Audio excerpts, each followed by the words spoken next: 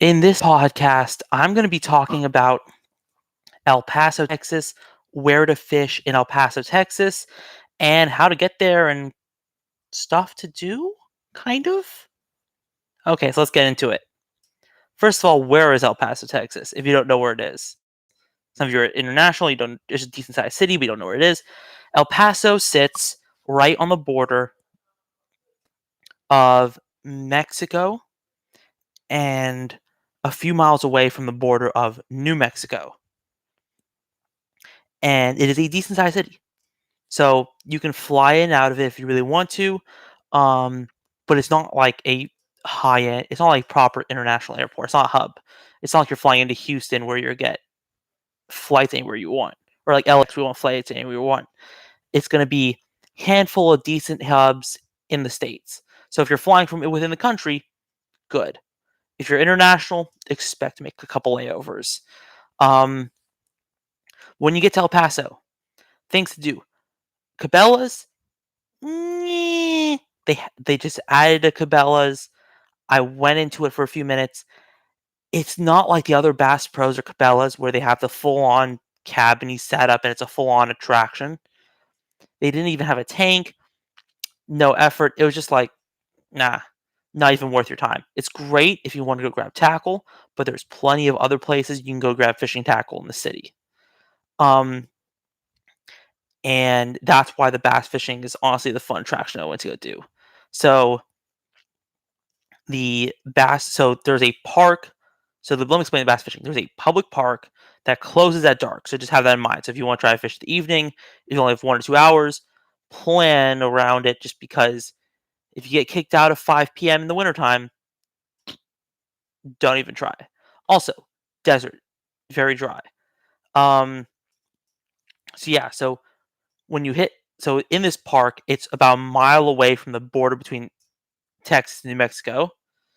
If you want to span how close things are from each other, and this park has a nice public body of water, and it's pretty easy to catch fish there. It's not like you're going to be able to throw a top water your first time there and be able to whack some fish, but for traveling in, if you want to try to catch a bass or two on your way somewhere, it's a pretty good park. My advice: if you only have a couple hours, cover water quickly, make as many pitches as possible, and go with it. Setup I was using.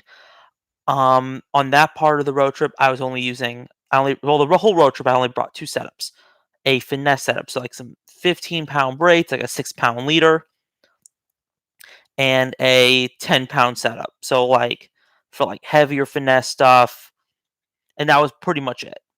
But on 10-pound, if you want to throw top waters, if you want to throw jerk baits on it, it's a great hard bait rod with treble hooks. Let me actually go further into that. 10-pound mono.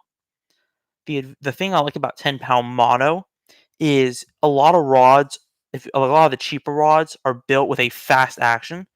When guys say you want a treble hooked rod, which basically they mean like a moderate fast or like a moderate, so there's a lot of bend, a lot of cushion, because you're distributing when you have a fish with treble hooks and it gets 4 or 5 points of treble hooks in that fish's mouth, you're distributing the weight. So it's very easy for a fish to throw a hook. It's actually opposite mentality. You're thinking, oh, there's more points, easier to hook the fish. No, just because that those points are distributed throughout the entire fish's mouth. Meaning, if the fish wants to throw it, it will throw it easier than say a jig or a spinnerbait. Um, that's why I like using straight mono if you have the wrong setup. Um, if you go medium heavy, you could probably do the same like 15-pound mono for like top waters, but then jerk baits get kind of out of that category. So 10-pound mono, it's a great treble hook hard bait rod for your crankbaits, jerk baits, top waters, like a spook or like a popper. And you can also transfer it over to a heavy finesse setup if that makes any sense. So like when I do like my Nico rig craw, I was talking about another podcast. When I do like my Nico rig craw with the weedless, 10 is good because 10 I can get it back in cover for smaller fish, up to like 1 or 2 pound fish. If I try doing that with 6 back in those reeds, I'm not gonna get that fish out. So if you want to go a little bit heavier, like 4-inch wacky rigs, uh, creature baits with Nico rigs, that kind of stuff, little finesse jigs. It's a great setup for that as well. Um, and yeah, so basically, I was using 10 pounds. So if you wonder what I was using, that same 10-pound setup, it's a 6'6" rod. Well, with modification is more like a 6'3" because the tip broke. But ideally 6'6", 7 foot, medium power, 10-pound test, classic setup. Um, and I was using a wacky rig. I bought a bag. I was like, yeah, let me just have fun trying to use these things just for curiosity. I just bought it earlier at Cabela's that same day. Basically pitched around a wacky rig and got bit. Fish was only like 14 inches, about a pound. But you know what? Considering I only had about an hour or two and and that's all I had to fish. Nice. And if you like fishing, now here's the one thing I will say, going back to this. Clear water.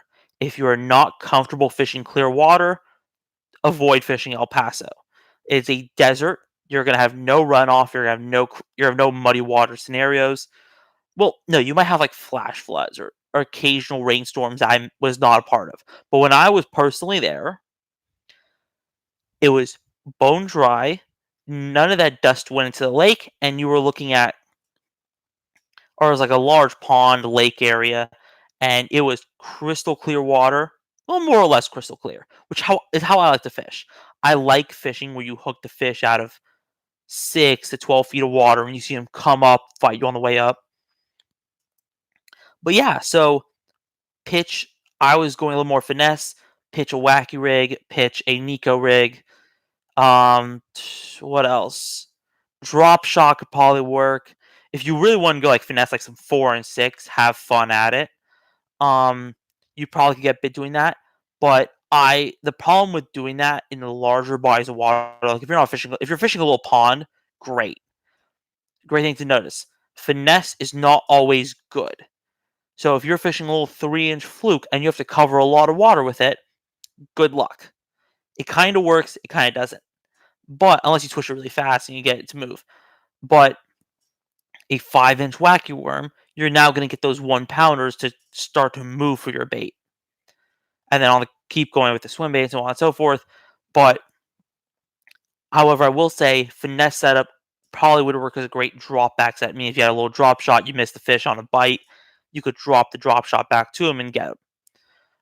So yeah, that's how I would fish El Paso, mile away from the Mexican border. If you like this, like, comment, subscribe, listen to some other podcasts, and who's been to El Paso? Screw it. Leave your comments. Who's been to El Paso? What did you guys do there? Take care.